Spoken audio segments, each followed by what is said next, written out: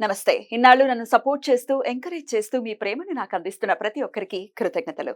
అలాగే ఈ వీడియో కూడా ఖచ్చితంగా మీకు ఉపయోగపడుతుంది. లైక్, షేర్ అండ్ సబ్స్క్రైబ్ చేసి మీ సపోర్ట్‌ని నాకు అందించండి. అలాగే ఈ వీడియో పట్ల మీకున్న అభిప్రాయాన్ని కామెంట్ సెక్షన్‌లో కామెంట్ చేసి తెలియజేయండి. ఇప్పుడు వీడియోని చూద్దాం. నమస్కారం. శుభోదయం కార్యక్రమానికి స్వాగతం. ఈరోజు 18వ తారీఖు జూన్ నెల 2024వ సంవత్సరం మంగళవారం. శ్రీ క్రోధినామ సంవత్సరం ఉత్తరాయణం గ్రీష్మ ఋతువు. ఈరోజు జ్యేష్ఠమాస శుక్లపక్ష ఏకాదశి తిథి ఉదయం 6:24 వరకు, తదుపరి ద్వాదశి తిథి. స్వాతి నక్షత్రం మధ్యాహ్నం 3:56 వరకు, తదుపరి విశాఖ నక్షత్రం. శివం యోగం రాత్రి 9:39 వరకు, తదుపరి సిద్ధయోగం. భద్ర అంటే విష్టికరణం పగలు 6:24 వరకు, భవకరణం రాత్రి 7:01 వరకు, తదుపరి బాలవకరణం ఉంటాయి. నక్షత్రవర్జం రాత్రి 9:52 నుండి 11:34 వరకు. అమృతకాలం ఉదయం 6:22 నుండి 8:06 వరకు.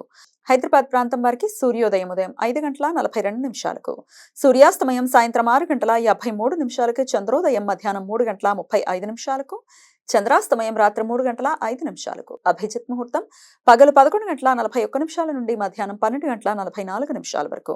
దుర్ముహూర్తం ఉదయం 8:20 నుండి 9:13 వరకు.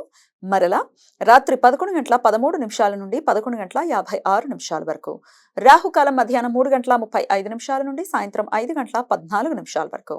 గుళిక కాలం మధ్యాహ్నం 12:17 నుండి 1:56 వరకు. యమగండం ఉదయం 9 గంటల నుండి 10:39 వరకు. ఈరోజు స్మార్త, మధ్వ, వైష్ణవ నిర్జల ఏకాదశి, భీమా ఏకాదశి అని కూడా పిలుస్తారు. బ్రహ్మవైవర్త పురాణం ప్రకారం పాండవులలో రెండవ వాడైన భీముడు మంచి తిండి పుష్టి కలవాడు, ఆకలికి తాళలేనివాడు.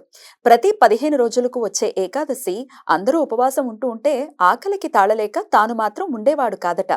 గమనించిన వేద వ్యాసుడు సంవత్సరంలో వచ్చే 24 ఏకాదశి ఉపవాసాలు ఆచరించకపోయినా ఈ జ్యేష్ఠ శుక్లపక్ష ఏకాదశి ఒక్కరోజు ఉపవాసం ఉండమని, ఈ ఒక్కరోజు ఉపవాసం ఉంటే సంవత్సరంలో వచ్చే 24 ఏకాదశి రోజుల్లో ఉపవాసాలు ఉన్న ఫలితం ఉంటుంది అని భీమసేనుడికి నచ్చజెప్పి ఉపవాసం ఉండేలా చేశారట. అందుకని ఈ ఏకాదశిని భీమసేని ఏకాదశి అని కూడా పిలుస్తారు. కాబట్టి సంవత్సరంలో వచ్చే అన్ని ఏకాదశి ఉపవాసాలు ఉండలేని భక్తులు కనీసం ఈ నిర్జల ఏకాదశి ఉపవాసం ఉండి వ్రతం ఆచరించడం వలన సంవత్సరంలో అన్ని ఏకాదశి వ్రతాలు ఆచరించినంత ఫలితం దక్కుతుంది అని నమ్మకం. ఈ రోజు ఉపవాసం ఉన్న వారికి పారణ సమయం రేపు సూర్యోదయం నుండి ఉదయం 7:28 వరకు ఉంటుంది. ఈరోజు శ్రీ ఆది శంకరాచార్యుల కైలాస గమనం. జగద్గురువులు శ్రీ శంకర భగవత్పాదుల వారు మోక్షం పొంది కైలాసం చేరుకున్న రోజు అని భక్తుల నమ్మకం. ఈరోజు రామలక్ష్మణ ద్వాదశి. రామాయణ కథల ప్రకారం సంతానం కోసం ఈ ద్వాదశి రోజున దశరథ మహారాజు ఈ వ్రతాన్ని ఆచరించారని, ఫలితంగా రామలక్ష్మణులు జన్మించారు అని కథనం.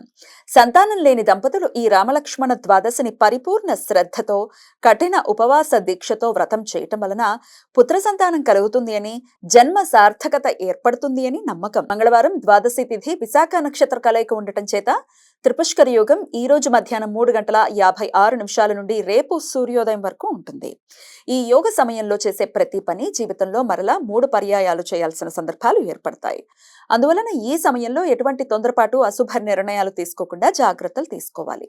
ఈ సమయంలో బంగారం, వెండి, వజ్రాలు, స్థిరాస్తులు, వాహనాలు కొనుగోలు చేయడానికి అనుకూలం. కానీ ఈ సమయంలో న్యాయ, చట్టపరమైన చర్యలు తీసుకోవటానికి, చిన్న చిన్న అనారోగ్య లక్షణాలకు ఆసుపత్రిలో చేరటానికి, అప్పుల గురించి ప్రయత్నాలు చేయటానికి అనుకూలం కాదు. ఈ సమాచారాన్ని మనకందించిన వారు మేడికొండూరు విశ్వనాథ్ ప్రసాద్ గారు. ఆయనకు కృతజ్ఞతల్ని తెలియజేస్తూ నారాయణ స్మరణతో సమస్త సన్మంగళాని భవంతు. నమస్కారం.